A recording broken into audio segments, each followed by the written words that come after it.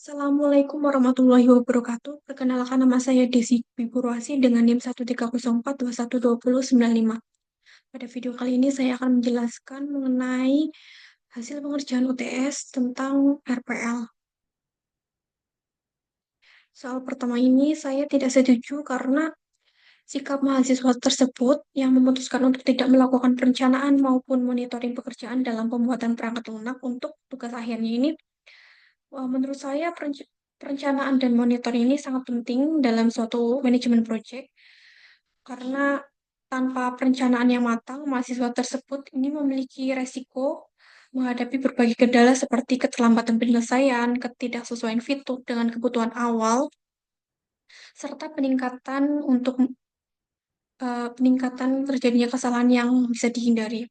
Selain itu, tanpa monitoring yang efektif, sulit untuk mengevaluasi progres proyek secara berkala, sehingga potensi masalah atau hambatan tidak dapat diidentifikasi dan diatasi secara tepat. Untuk perencanaan yang baik mungkin mahasiswa untuk menetapkan tujuan yang jelas, menyusun jadwal yang realistis, dan mengalokasikan sumber daya dengan efisien, karena dapat membantu dalam mengidentifikasi risiko potensial dan menyusun strategi mitigasinya. Selain itu, untuk monitoring ini fungsinya sebagai alat evaluasi yang memungkinkan mahasiswa untuk memantau apakah proyek ini berjalan sesuai dengan rencana atau mengevaluasi pencapaian target dan melakukan penyesuaian jika diperlukan. Untuk sarannya ini, mahasiswa ini segera menyusun rencana proyek yang detail, mencakup semua tahapan pengembangan perangkat lunak mulai dari analisis kebutuhan, desain, implementasi, pengujian, hingga dokumentasi. Karena kita juga bisa dengan alat bantu seperti Trello, Asana, atau Notion untuk membantu dalam memonitor progres pekerjaan secara berkala. Karena mahasiswa dapat memastikan bahwa setiap tahap proyek berjalan sesuai dengan waktu yang telah ditetapkan, mengidentifikasi dan menyelesaikan masalah dengan cepat, serta meningkatkan kualitas hasil akhir tugasnya. Lalu ada soal kedua ini tentang Alice dan Bobby di gambar ini yang bekerja di workspace masing-masing sebagai U1 dan U2 lalu menyimpan hasil pekerjaannya di PMS. Soal pertama ini, apa arti check-in dan check-out? Check-in ini merupakan proses menyimpan atau mengunggah perubahan kode ke dalam sistem VMS. Kode tersebut disimpan di repositori, lalu untuk perubahannya ini dapat diakses oleh pengguna lain. Sedangkan checkout ini prosesnya mengambil atau mengunduh versi terbaru dari file. Ini biasanya digunakan untuk eh, bekerja atau untuk ngedit versi terbarunya. Lalu ada menurut Anda apa arti dari pemberian nama modul A1, B11 di FMS? Untuk pemberian nama modul ini memiliki arti sebagai identifikasi versi modul. Jadi nama modul ABC ini artinya untuk komponen spesifik dari program, sedangkan untuk AK yang 11 ini menunjukkan versi atau revisi dari modul tersebut. Misalnya nih 11 mungkin mengidentifikasi revisi minor dari versi pertama. Lalu makna workspace Alice ada modul C dan di modul Bobby yang C ini mengapa bisa sama?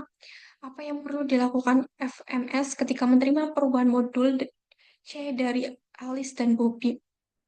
Untuk makna dari modul C ini biasanya karena mereka berdua ini sedang bekerja pada modul yang sama, tetapi mungkin versi yang berbeda atau dengan perubahan eh, yang berbeda-beda.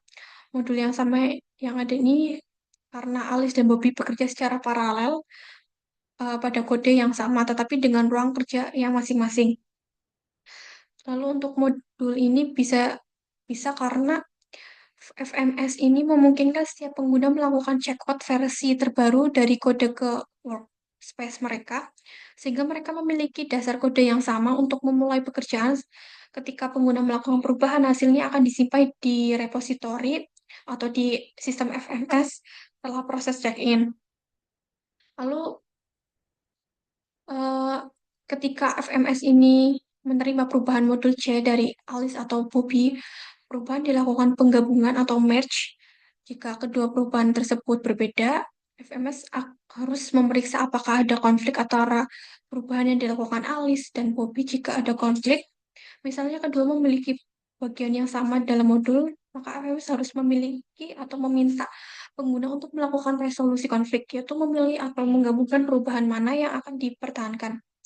Setelah resolusi konflik selesai, perubahan yang digabungkan dapat disimpan dalam repositori pusat sebagai versi terbaru dari modul C. Lalu ada tentang soal DVD. Buatkan template awal dari aplikasi tersebut. Di sini saya telah membuat template awal untuk mencari luas lingkaran, untuk mencari luas lingkaran persegi panjang, luas tabung. Di sini ada 3 lingkaran persegi panjang tabung. Di sini kalau misalnya kita mau milih lingkaran, kita bisa klik lingkaran. Ketika kita mau milih persegi panjang, kita bisa klik persegi panjang. Untuk tabung juga tabung. Nah, untuk lingkaran ini, apa yang perlu dihitung? Kita perlu memasukkan jari-jarinya ke kolom, lalu kita klik hitung. Untuk persegi panjang, kita perlu memasukkan panjangnya, lalu lebarnya. Kita bisa klik hitung. Untuk keluar ini, kalau misalnya kita udah tidak dibutuhkan, kita bisa ngeklik keluar. Untuk tabung ini kita bisa menghitung untuk membutuhkannya itu jari-jari sama luas permukaan. Untuk subjeknya, skornya seperti ini. Di sini kita memasukkan rumus jari-jari, rumus persegi panjang, sama rumus tabung. Untuk outputnya seperti ini, ketika kita klik angka 1 atau untuk klik luas lingkaran, kita akan muncul jari-jari yang akan kita masukkan, lalu bakalan keluar dengan sendirinya. Kita akan mengeluarkan luas lingkarannya sekian. Lalu begitu juga dengan persegi panjang dan permukaan tabung. Lalu ada soal tentang ER. Di sini kita diminta untuk membuat UI aplikasinya satu form itu untuk customer, driver, dan admin. Di customer ini kita dapat mengisi kolom tentang pengguna, alamat yang dituju, lalu kita udah isi kolomnya, lalu kita klik mencari driver. Lalu di bagian UI-nya si driver ini kita ada kolom tentang nama pengemudi, alamat pengemudi, terus informasi mobil.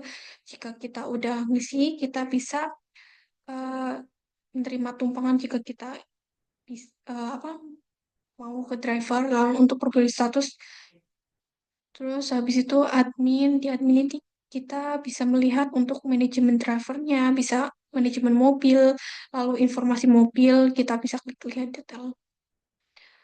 Berikut untuk atributnya, ini kita ada tambahan atribut selain customer drivers. Lalu ada bagian car, tabel rate, terus area. Lalu ada tentang kedua ini, ada soal tentang sequence diagram. Di sini melibatkan 3 kelas, order detail, dan produk. Di sini berdasarkan aktivitas pengiriman pesan dari aktor ke objek, dari objek ke objek lain, membuatkan implementasi kode dari sequence diagram di atas. Untuk sequence diagram di atasnya ini, di kelas produk, kita menggunakan self, ID produk, sama harga. Lalu kita return bakalan keluar harganya. Lalu untuk order detailnya, kita bisa menggunakan ID produknya non, untuk self quantity-nya 0, self subtotalnya 0, ID produk, quantity. Lalu kita menggunakan pas untuk order. Nah, di simulasi ini tuh yang bakalan di print itu data pesanan yang telah disimpan ke database. Lalu ada kayak ID produknya apa, kuantitinya apa, totalnya berapa, terus total order detailnya. Misalnya contohnya kita memasukkan ID produknya itu 1 dengan harganya 5.000, maka kita bakalan keluar order detailnya.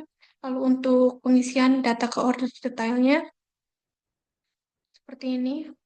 Nah, ini untuk keluaran dari database. Data pesanan telah disimpan ke database dengan struktur pembeliannya itu produk ID-nya 1, kuantitinya 2, subtotalnya itu 100.000. Jadi totalnya 100.000 karena di sini ada kuantitinya 2. Karena di harganya kan ini 50.000 ya. Sekian video presentasi dari saya. Mohon maaf bila ada kesalahan. Wassalamualaikum warahmatullahi wabarakatuh.